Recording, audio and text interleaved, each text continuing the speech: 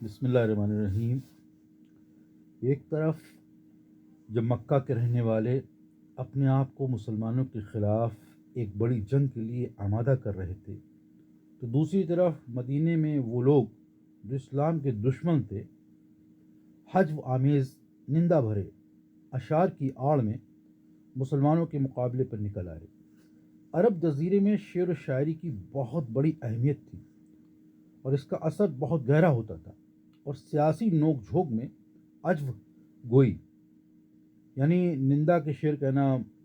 کسی کی برائی میں اتنا مؤثر اثر ڈالنے والا افیکٹو سمجھا جاتا تھا کہ عرب باشندے یہ کہتے تھے کہ حزب کا زخم تلوار یا نیزے کے زخم سے زیادہ مہلک ثابت ہوتا ہے۔ مدینے کے شاعروں میں سے ایک جو پیغمبر اسلام حضرت محمد صلی اللہ علیہ وسلم اور دیگر مسلمانوں کے بارے میں حج کہتا تھا، قعب بن اشرف نامی شاعر تھا۔ یہ شخص مکہ گیا، کئی مہینے وہاں ٹھہرا اور مکہ والوں کو پیغمبر اسلام حضرت محمد صلی اللہ علیہ وسلم کے خلاف بھڑکانے کے بعد مدینے واپس چلا گیا۔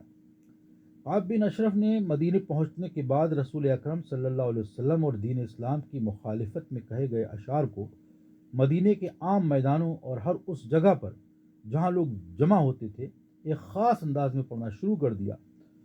اور اسی پر بس نہیں کیا بلکہ وہ سننے والوں کو بھی اپنے اشعار دہرانے پر اکسایا کرتا تھا۔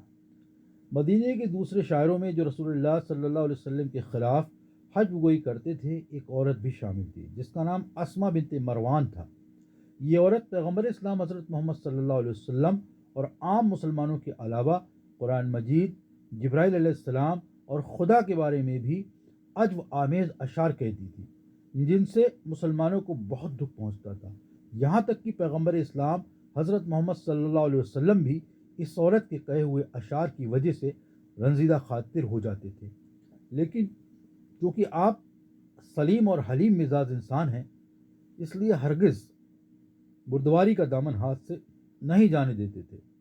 قرآن حکیم کی سورہ عصر کی پہلی آیت میں اللہ تبارک و تعالی نے